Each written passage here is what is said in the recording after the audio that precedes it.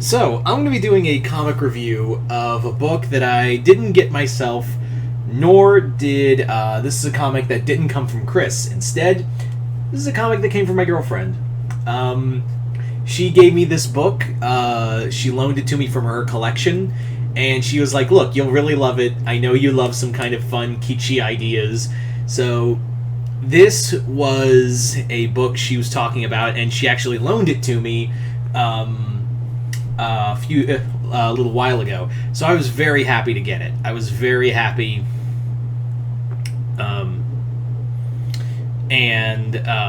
Yeah.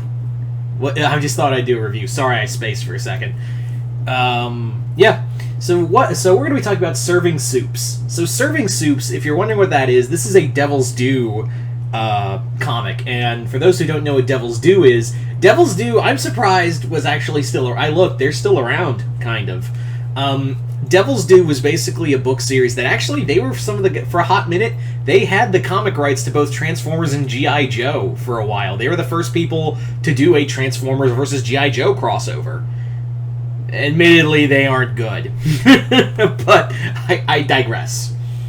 So, this was one of their original books by John and Matt Yoon and Steve Stern, along with art and colors by the Yoon brothers. Hope I'm saying that last name right. And yeah, so the Yoon twins basically make a book about these two brothers. It's just two brothers. They're living in a world of superheroes, and who they are civil servants for superheroes. More or less, they go out, look for superheroes and villains, and give them court orders to return. They look for bail jumpers, they look for, any sort to give them, to serve them. And, it's just, and yeah, as you can imagine, it's not exactly a good time. So, in here, this more or less follows the adventures of the brothers, as well as their entire firm, which is a bunch of people who are completely psychotic. This actually feels like this. You could see this as like a Adult Swim cartoon. This really does feel like this really embraces like the fun, like wild ideas, and it also really embraces like this kind of Adult Swim kind of thing. I would not be opposed to this being an Adult Swim cartoon, because it has this fun, bizarre ideas, this kind of quick wit, and something to watch while you're probably high. And you'll probably understand it better when you're high. But, yeah. So the brothers go on these wild adventures. They're all kind of one-and-done adventures of them trying to serve court orders to different superheroes and villains. And it's a lot of fun. There's some great humor in here, like when they finally find a villain named Dominatrix. And basically what they do is they follow her all the way home just so they can see her naked, and they're like, there's only one way in or out to get her, and then, this has been too easy, what if we set a trap? And the brother goes, why do you hate success? Just, it's like stuff like that makes me so happy for, independent writers. The cast, the rest of the cast is pretty fun, for the brothers.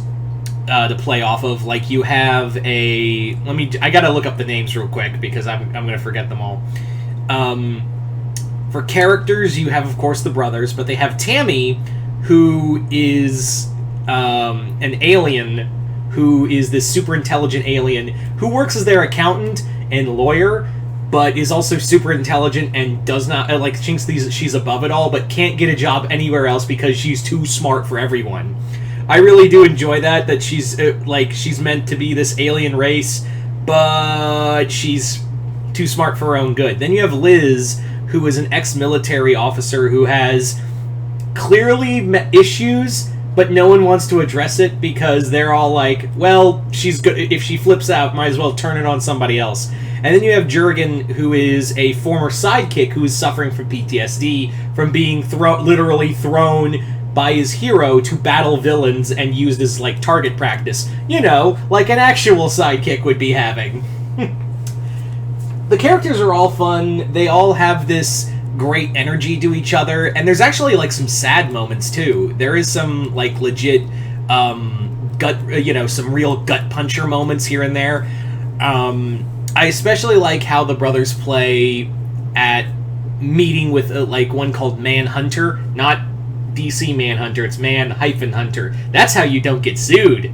You put the hyphen in there. But I really enjoyed this. I think this is kind of fun. It's not going to be for everyone. I fully admit that this comic is not going to be for a lot of people. I don't like, and also I do think the comic is kind of all over the place because I feel like they ended the comic at issue 8, according to my girlfriend. She said that they struggled to get all the issues out and ended on issue 8.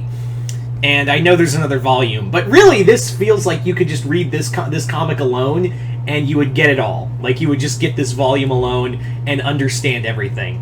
So if you're looking for like something like along the lines of like a Adult Swim cartoon or just something fun, like a little more, it's a lot like a raunchy, like a lot more uncut, raunchy She-Hulk book if it just focused on the law stuff and not the, hulking out stuff.